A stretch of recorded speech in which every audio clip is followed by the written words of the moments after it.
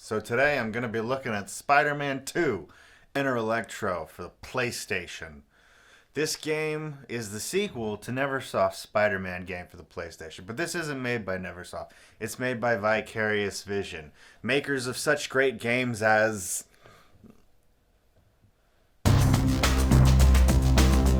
Previously on Spider-Man. Who dares?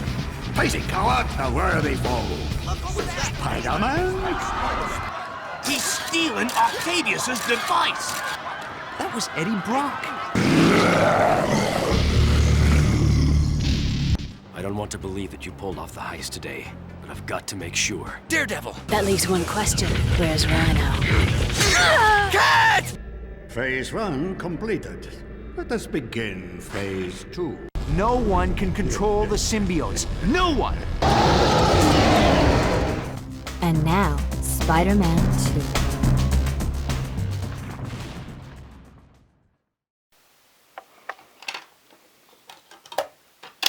So the game opens just like an episode of The Amazing Spider-Man, the animated series from the 90s, with like a recap of the previous episode, or in this case, the previous game, which would be an indicator that it would be similar to the quality of the animated show, right? Right? No, it's fucking mediocre. Oh shit, it's a hooded figure. Oh shit, the hooded figure shoots electricity. I wonder who the hooded figure could be. Who could the mysterious hooded figure be who shoots electricity? Who could it be? Oh shit, it's Electro. Didn't see that coming. Didn't see that coming at all, even though his name's on the frickin' cover. Long story short, the story for this game stinks. Just like your mom. So the plot is that Electro stole a device that can make him more powerful, etc., etc. The problem is that the story is horribly, painfully executed horribly. And that's horribly with a capital whore. Essentially, through most of the game, you're chasing hooded figures who keep passing off a briefcase. You chase them until you fight them as bosses and then move on. Really, the whole story is just dumb. And it's all really very boring and uninteresting. None of the characters are like the characters in the comics. And they only talk in order to serve the plot. There really is no characterization here. The only character who says anything that isn't plot related is Spider-Man, and that's only when he's trying to be funny. Quick, Spider Lad, you stop the plane and I'll get the bad guys.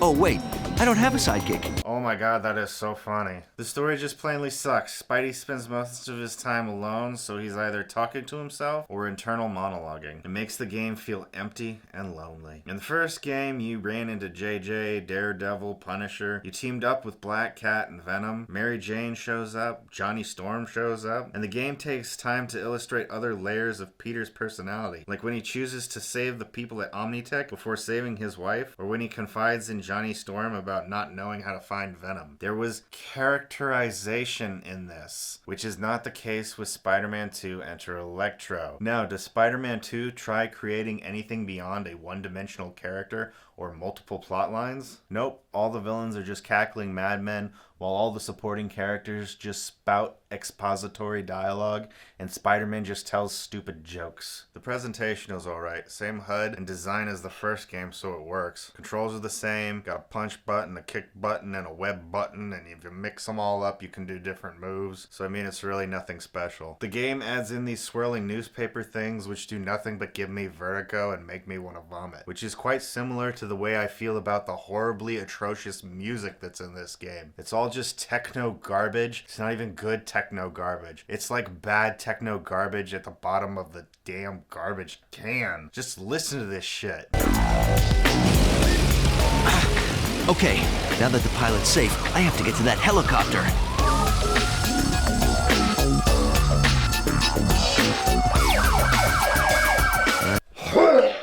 The gameplay in the game is bland at best. It's just get to the end of the level, fight a bad guy, sometimes push your switch to open a door. There are occasionally timed-based puzzles, but all that requires you to do is to push a button at the right time, and that's it. The main problem with the gameplay is the action set pieces. There are three action set pieces in this game that stand out to me, and I will tell you about them now. The first set piece is where you are swinging hiking through the city in pursuit of a briefcase-wielding man, and you have to stop and disarm a bomb in the city that is oddly desolate. And it happens at random. This bomb, there's no reason for it. There's no justification for it. It just shows up all of a sudden. I have no idea why this is. It's obnoxious.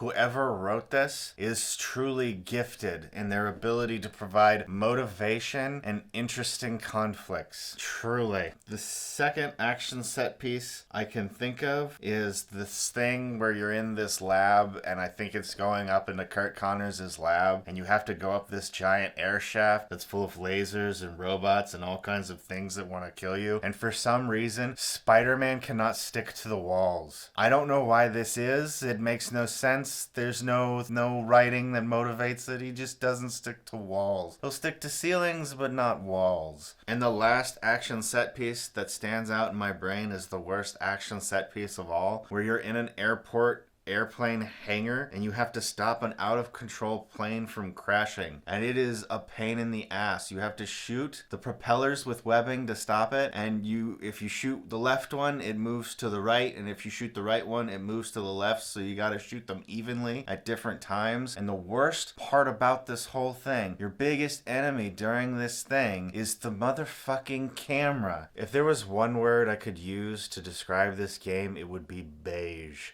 It is like the game equivalent of the paint that they use on the walls in your office where you go to make money to pay for your mediocre life, where you go every day and realize that you've wasted every second of your existence and you've made all the wrong choices, and you realize that you either have to kill yourself or run away and live an entirely different life. This game is the color you begin to notice and equate to your life right before you have a midlife crisis. That is what this game is. It is so goddamn bland.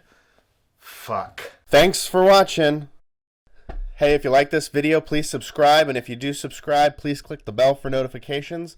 If you would like to help me make other cool things, please give to my Patreon, which you can find under Would You Kindly Productions. And if you like horror and other horror things, please check out my other channel, Dreams of Strange Cities. Links in the description.